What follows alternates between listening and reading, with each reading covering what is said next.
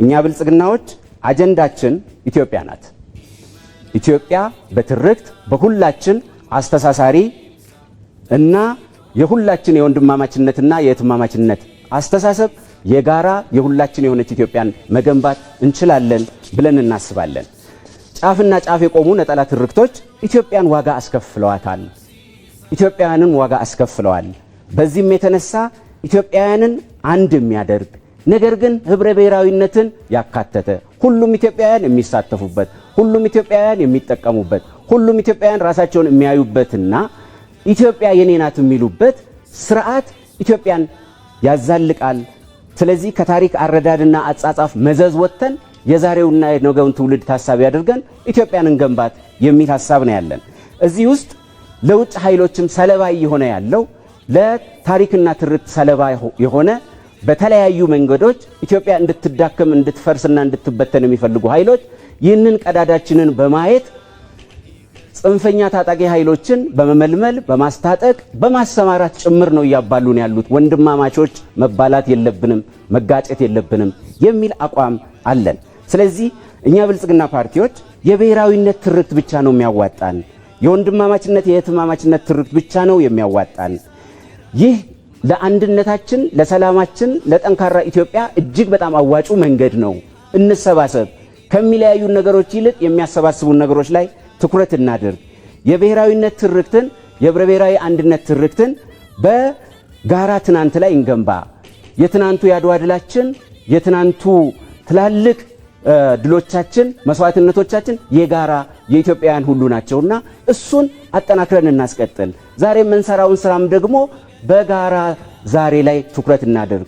ዛሬ ህፃናትን እናሰባስ፣ ትውልዱን እናሰባስ፣ ወንድማማች እናርጋቸው፣ እህትማማች እናርጋቸው፣ ከምንለያያቸው የሚያሰባስባቸው ነገር ላይ ትኩረት እናድርግ የሚል ስራ ነው የምንሰራው። ነገ የምንሰራውም ነገር ለነገው ትውልድ ወደ ላይ ለሚያድጉ ህፃናት እዳን ሳይሆን በረከትን ይዞ እንዲመጣ አድርገን ኢትዮጵያን እንገንባት።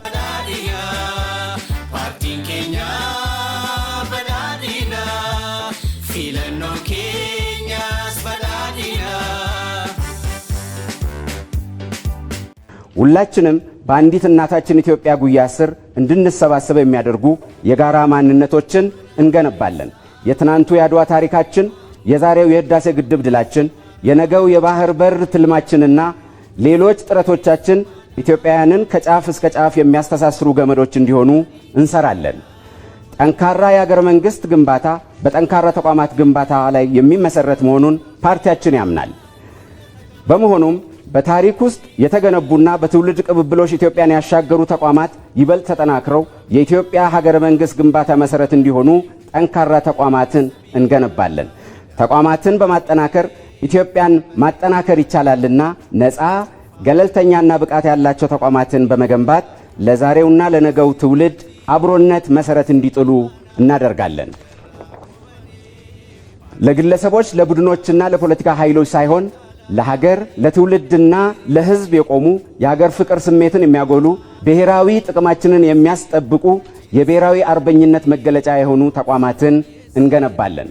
ውድ ኢትዮጵያውያን፣ ዘላቂና አዎንታዊ ሰላም ለጠንካራ ሀገረ መንግስት ግንባታ እጅግ አስፈላጊ መሆኑን ፓርቲያችን በጽኑ ያምናል።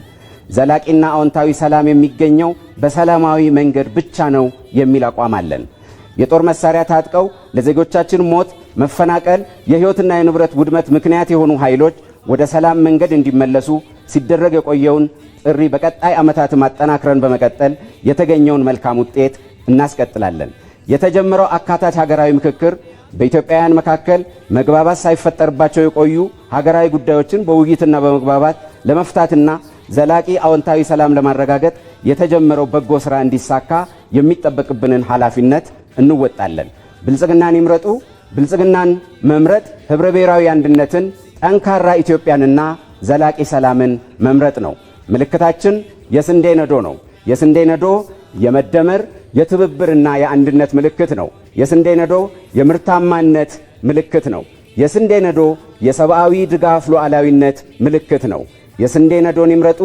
ብልጽግናን ይምረጡ። ኢትዮጵያን ወደ ተምሳሌት ሀገር አመሰግናለሁ።